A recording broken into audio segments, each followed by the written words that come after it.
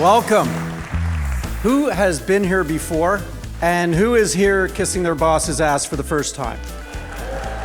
This is a comedy contest where we will see whether the most successful people we know, whether their jokes are still funny when not everybody is on the payroll. I see a lot of couples here tonight. That's great.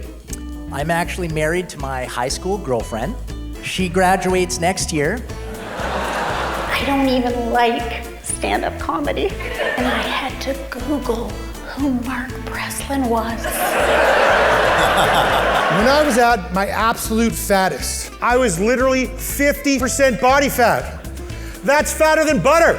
And my nonna is feeding the dog from the table. For God's sakes, stop feeding the dog. The dog is fat. And she looks at me, deadpan, she goes, "You're fat and we feed you." The hard part's done. We have one thing left to do. Humour Me.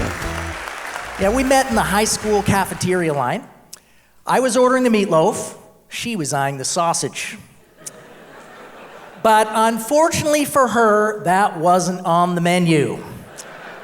When women learn how we met, they love it. Now, men have a bit of a different take after they finish laughing. More along the lines of, "Holy shit, that guy's body count is 1. That's like scoring your first goal, taking home the net, and never playing again." That's the kind of comedy people remember, and that's how you make a name for yourself. So if this risk management thing ever falls through, I see you finding work. Thank you. I could really feel the crowd supporting me, so I'm very, very happy with how it went. David really twisted my arm to get me here tonight.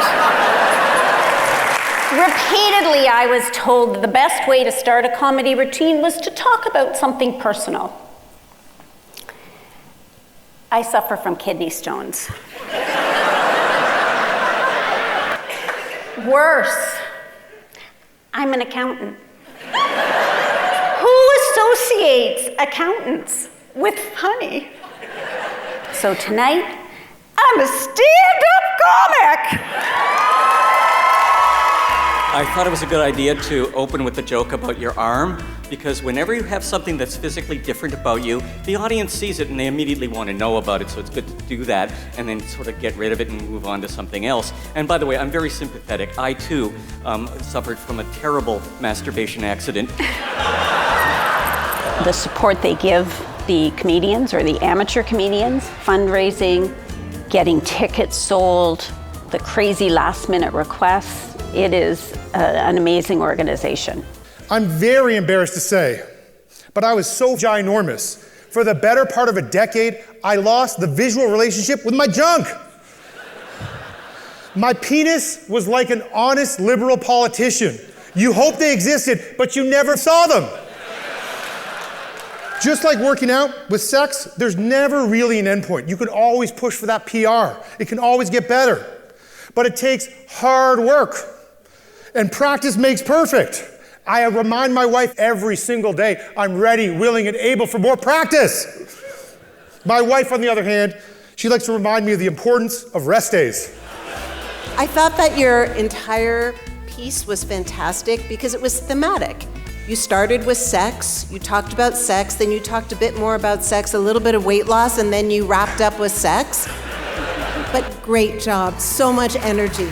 Yeah, it was absolutely exhilarating. I mean, it kind of goes by like a complete dream. I don't really remember much of it at all. As much as it's insanely stressful and hard work, it's definitely an experience I hope one day I'll remember for the rest of my life. You couldn't really talk back in an Italian household, right?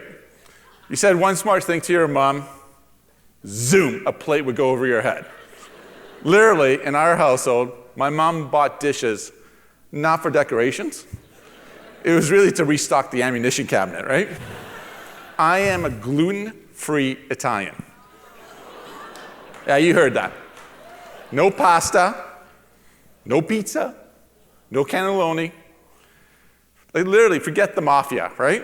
I could be murdered by a blueberry muffin. I eat so much meat and drink so much red wine. Literally, my gout has the gout. Yeah, I thought you did a great job. I feel for you that you can't eat gluten. That must be very painful. And I also don't like vegans, so we're on the same page on that. I loved it. Oh, that's awesome. It was fun. I enjoyed it a little bit. I enjoyed it, but it went okay. I thought it was okay. I wouldn't have done this if it wasn't for Humour Me, and can't believe how much money that this event raises every year for charities. It's amazing, the dedication. I'm not saying I'd do it again, but I would encourage people to do it. We can announce the Mamala Award, the largest fundraiser this year. Ladies and gentlemen, the winner of the award, Andrew Oliver. And the amount he raised was $1.75 million. My dad was a huge risk taker, and he liked to drink whiskey. And he liked to take risks after he drank whiskey. The Noonie Award for the biggest risk taker. To Andrew Oliver. He really put himself out there, and I look forward to him taking some of it back.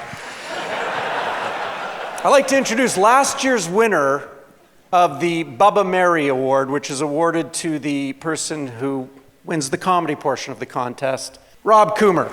But I'm going to give you the envelope and let you announce the winner of the comedy award. The drum roll, please. Mr. Dunkley. This year was incredible. The Breakthrough T1D people brought such heart. The show was great. Hopefully we'll see you all next year. Thank you.